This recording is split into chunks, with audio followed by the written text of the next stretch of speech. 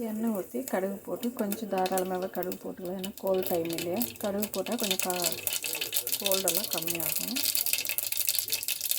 கடுகு பொரிஞ்சிடும். வெங்காயம் கருவேப்பிலை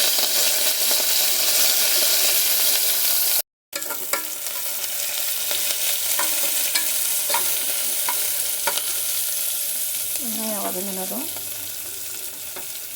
நசுக்கி வச்சுருக்கிற பூண்டு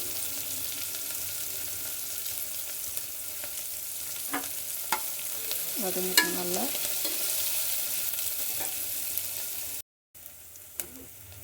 வெங்காயம் பூண்டு வதங்கிடுச்சு.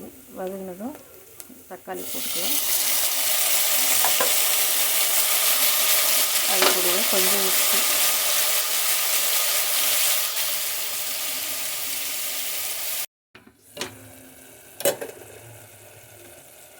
வெங்காயம் தக்காளி வதங்கிடுச்சு. நம்ம அதில் வந்து காய் போடலாம். கத்திரிக்காய், உருளைக்கிழங்கு.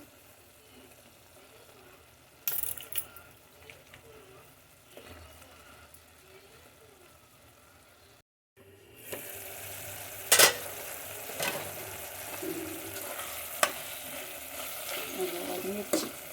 வதங்கினதும் நல்லா அலசி வச்சுருக்கிற கருவாடு சுடு தண்ணி ஊற்றி களை எடுத்துகிட்டு க்ளீன் பண்ணி சுடு தண்ணி ஊற்றி ஊற வச்சு கழுவிட்டு அந்த கருவாடு போடணும்.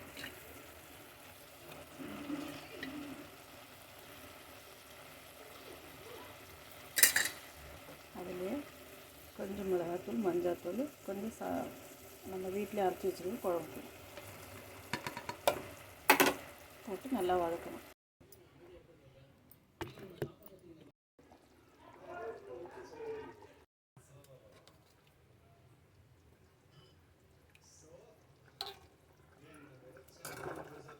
கருவாட்டு குழம்பு ரெடி. இது வந்து இந்த ஆடி மாதம் கூழ் ஊற்றுவாங்க இல்லையா, அம்மனுக்கு சில இடத்துல கருவாடு வச்சா ஆகணும். சில பேர் ஆடி மாதம் கருவாடு சாப்பிட மாட்டாங்க.